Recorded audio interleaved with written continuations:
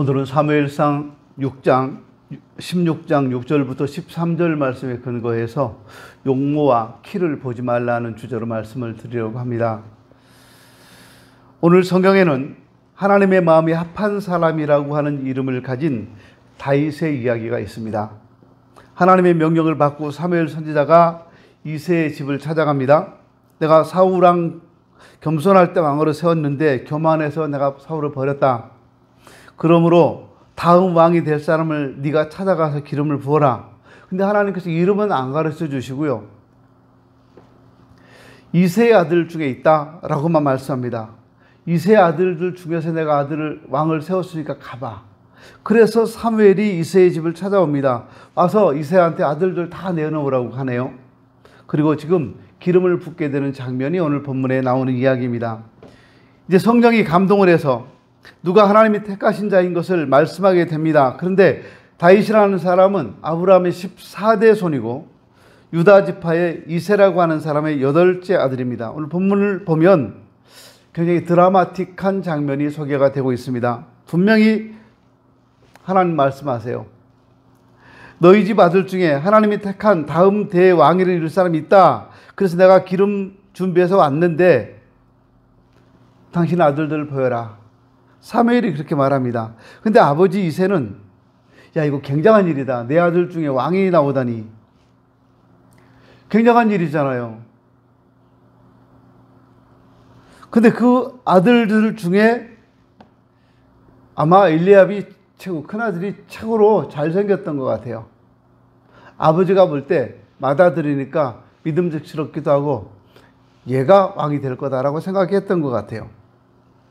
근데 정말 신기한 것은요, 아들이 8인데 8번째 아들은 양치로 보내요.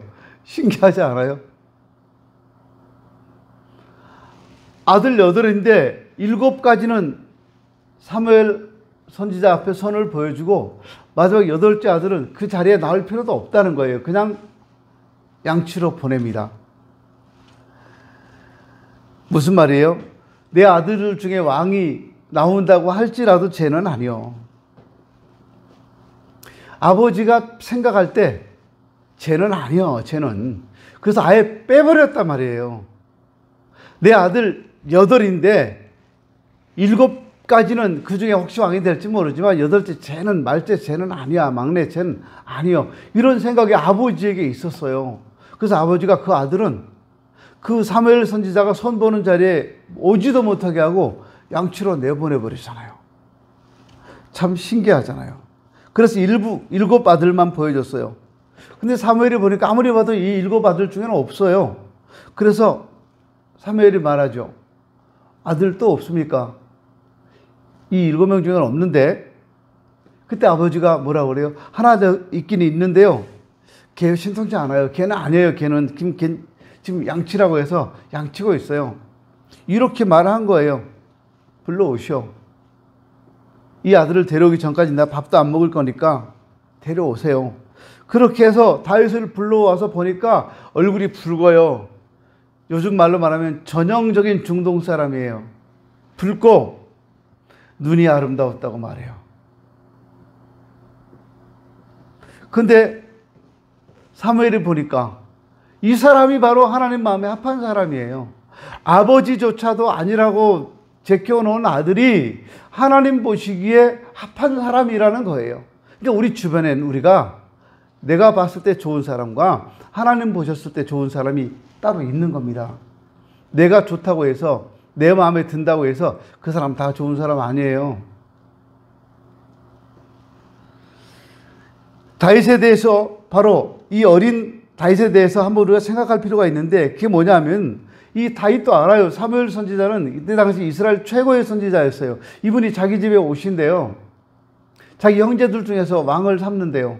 물론 나는 아니겠지. 난 막내니까 난 아니겠지 생각할 수 있겠지만 그래도 선지자, 그 유명한 선지자님 얼굴을 한번 보고 싶지 않았겠어요?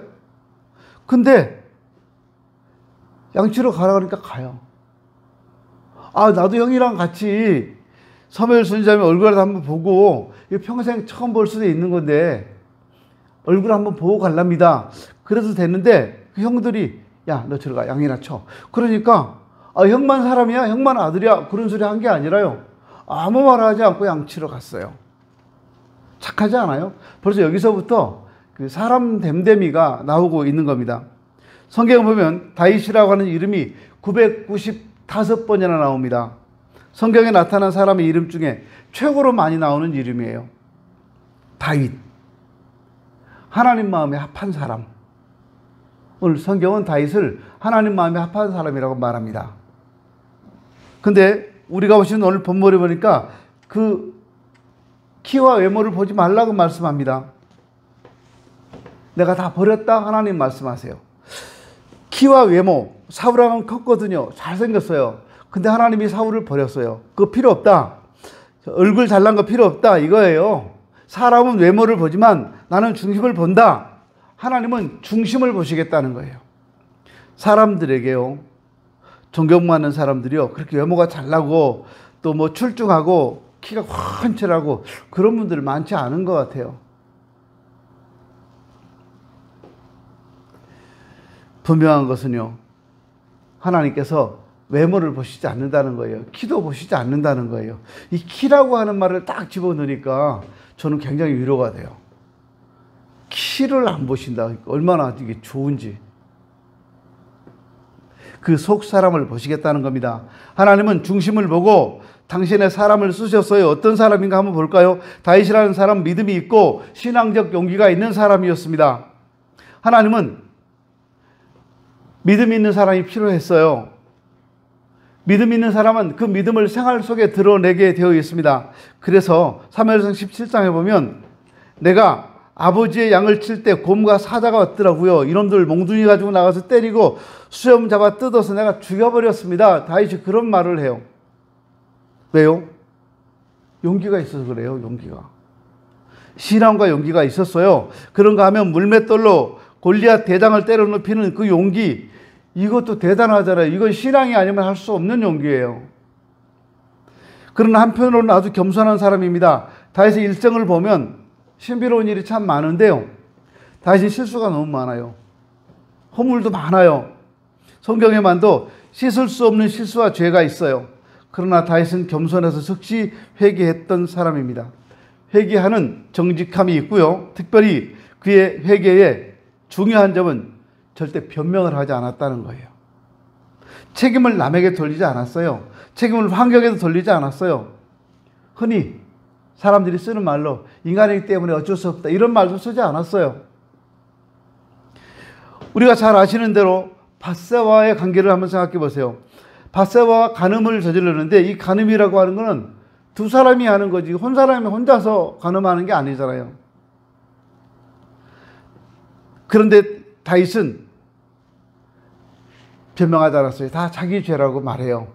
그리고 밧세바를 탓하지도 않고 원망하지도 않았어요. 그 순간 실수를 생각하지도 않았어요. 내가 죄를 지었나이다 라고 말해요. 하나님 앞에. 자기가 책임을 집니다. 하나님, 이건 내가 잘못한 겁니다. 내 몫입니다. 아무 변명도 없고 책임 전가도 하지 않았습니다. 이것이 다윗의 진실이었어요. 진심이었어요. 그뿐 아니라 그는 감정을 억제할 줄도 알아요. 그가 밧세바의 아들, 그 아들을 낳을 때 이 아이가 죽어갑니다. 하나님 앞에 엎드려서 간절히 기도하고 사흘 동안 먹지도 않았어요. 근데 아이가 죽었습니다. 저렇게 아들을 사랑해서 금식하고 기도하는데 죽었으니까 사람들이 어떻게 왕한테 이 아이가 죽었다는 사실을 말할 수 있을까 걱정해요. 근데 아이가 죽었단 말을 딱 듣고 나서 다윗은 나가서 몸을 씻고 일어나서 밥을 먹습니다. 신하들이 깜짝 놀라서 물어요. 어떻게 이 아들을 위해서 그렇게 슬퍼하더니 죽었다니까 어떻게 이렇게 깨끗하게 일어설 수 있습니까? 다윗이 뭐라고 그래요? 그가 죽기 전에는 내 기도를 들으시고 하나님 혹시나 용서하실까 하며 죽었으면 하나님이 데려간 것이고 그는 내게로 올 수 없고 나는 그에게로 갈 수도 없다. 그럼 나는 이제 살아야지. 그런 말이잖아요. 아주 깨끗하게 과거로부터 벗어납니다. 그리고 명랑하게 그가 할 일을 다 합니다. 지나간 과거에 매여가지고 헤매지 않았어요. 그는 아주 감정 억제를 잘 할 줄 아는 사람이었습니다. 또한 사랑하고 싶은 점은 이 점인데요. 엄청난 죄를 회개한 후에 그는 왕위를 내려놓지 않고 왕의 직무를 이어갑니다. 우리 인간의 생각 같아서는 왕관 내던지고 아이고 부끄러워라, 왕이라고 하는 권력을 이용해서 남의 유부녀나 빼앗고 장군의 아내나 빼앗고 못된 짓 하고 부끄러워서 이 왕노릇 못하겠다. 그래서 꼭꼭 숨어라. 그래서 양산 내려가가지고 집 하나 지어서 숨어 지내거나 그럴 수도 있잖아요. 근데 다윗은 그러지 않았어요. 그 엄청난 죄를 짓고 자기 부하를 죽였고 그랬음에도 불구하고 그는 회개하고 앉아서 다시 왕위에 앉아서 직무를 시작합니다. 부끄러운 모습이죠. 어째서 그랬을까요? 그는 겸손했습니다. 그가 만일에 왕위를 버렸다면 그는 불신앙의 사람이 되는 겁니다. 그 회개는 진짜가 아니었다는 겁니다. 그러나 그가 회개하는 순간 회개로부터 이제 오는 모든 결과는 다 그대로 받아들일 뿐만 아니라 애당초 내가 왕이 된 것은 내 의로 된 것이 아니었다는 거예요. 처음부터 끝까지 내 의가 아니고 내가 잘나서가 아니고 내가 능력이 있어서가 아니고 하나님이 나를 왕으로 세워주셨다는 거예요. 처음부터 하나님 불러 쓰셨으니까 하나님을 섬기는 마음으로 내가 이제 이 일을 할 뿐이라는 겁니다. 내 의가, 내 진실이, 내 충성이, 내 능력이 왕위에 있게 한 것이 아니었다는 거예요. 이것이 다윗의 겸손함이었습니다. 이것이 다윗의 진실한 믿음이었어요. 그는 모든 것을 하나님께 맡기고 하나님께만 순종해 나갑니다. 특별히 10여 년 동안 다윗을 죽이려고 사울이 쫓아다녔는데요. 장인이 사이를 죽이려고 왕이 신하를 죽이려고 쫓아다닌 세월이 10년입니다. 근데 얼마든지 사울왕을 죽일 수 있었어요. 왕과 맞짱터도 이길 수 있었고 다윗을 지지하는 충성스러운 군인들이 병사들이 사울왕을 죽일 수 있었어요. 근데 안 했어요. 동굴에 있을 때도 들에 있을 때도 다윗은 사울에게 손을 대지 않았습니다. 하나님께 맡기고 내가 아무리 억울한 일을 당해도 장인 되는 사울이 다윗을 향하여 창을 2번이나 던졌는데도 그럼에도 불구하고 대항하지 않고 모든 걸 하나님께 맡기고 끝까지 기름 부음을 받은 주의 종으로 섬겼습니다. 이것이 다윗의 마음이었고 겸손이었습니다. 특별히 시므이 사건은 우리 마음을 참 뜨겁게 하는데 압살롬이 반역을 일으켰을 때 아들이 반란을 일으켰을 때 왕위를 내놓고 피난길을 떠납니다.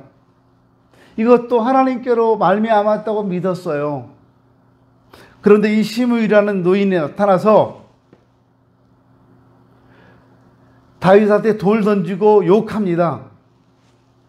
저주합니다.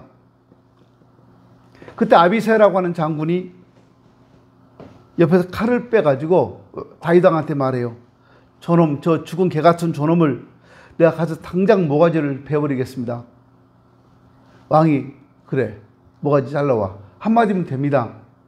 근데 다윗은 안 그래요. 내가 너희와 무슨 상관이 있느냐? 저가 저주하는 것은 여호와께서 저에게 다윗을 저주하라 하심이니 네가 어찌 그리하겠느냐? 하지 말라는 거예요. 죽이지 말라는 거예요. 보세요. 내 몸에서 난 아들도 내 생명을 헤아려 하는데 하물며 이 베냐민 사람이랴 버려두라.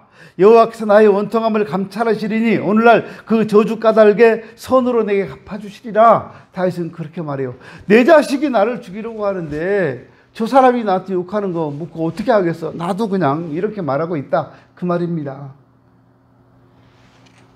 잘 견디고 잘 참고 잘 용서했어요. 이것이 그의 겸손이고 그의 진실이었습니다. 뿐만 아니라 그는 사람을 믿고 친구를 믿고 많은 일을 그대로 맡길 줄 아는 사람이었습니다. 시편에 보면 믿음의 조상들을 잘 연구하고 전통적으로 내려오는 이스라엘 사람들의 신앙 정력과 역사를 이해할 줄 아는 사람이었어요. 시편 131편은 아주 유명한 다윗의 고백이 들어있는 시입니다. 여호와여, 내 마음이 교만치 아니하고 내 눈이 높지 아니하오며 내가 큰 일과 미치지 못할 기이한 일을 힘쓰지 아니하나이다. 무슨 말이에요? 마음이 교만하지 않고 자기 눈도 안 높고 자기는 큰 일도 할 수 없고 그거 다 알고 있다는 거잖아요. 지금요. 여호와여, 나는 겸손합니다. 난 이적을 바라지 않습니다. 큰 일도 바라지 않습니다. 다만 하나님 앞에 나는 어린아이와 같습니다. 이것이 다윗의 마음이었어요. 내가 내 심령으로 고요하고 평온케 하기를 젖된 아이가 그 어미의 품에 있음 같게 하였나니 내 중심이 젖된 아이와 같도다 라고 말해요. 아주 진실하고 정직한 사람이었어요. 우리는 조금만 힘이 있고 조금만 세상적으로 권세가 생기면 내 능력으로 다 할 것처럼 막 그래요.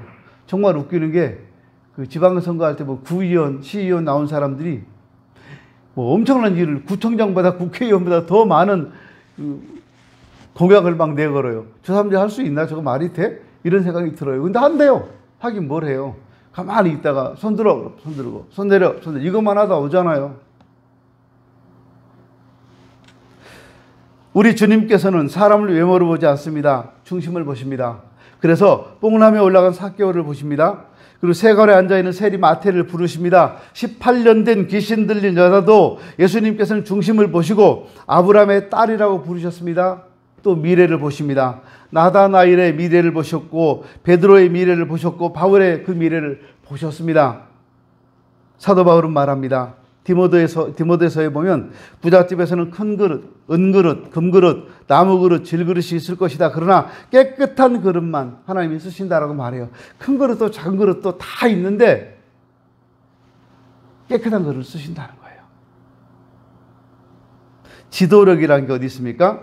진정한 지도력은 믿음과 겸손과 진실이 있는 것입니다. 이걸 잃어버리면 아무 소용이 없는 거예요. 하나님의 사람, 하나님이 쓰시는 지도자, 하나님이 원하시는 사람이 바로 이런 진실한 사람이에요. 하나님은요, 외모를 보지 않습니다. 하나님은 중심을 보시는 분이십니다. 하나님이 쓰시는 사람은 의인이 아니에요. 깨끗한 사람도 아니에요. 믿음의 사람, 아주 겸손한 사람, 그리고 정직한 사람을 들어 쓰셨습니다. 결국 하나님은 외모를 보시지 않지만 마음에 합한 사람을 쓰신다는 걸 잊지 마십시오. 우리가 하나님께 쓰임받기 원한다면 그러니까 하나님 마음에 합한 사람이 되어야 합니다. 하나님 마음에 합한 사람, 다윗과 같은 사람, 하나님은 그런 사람을 쓰십니다. 기도합니다.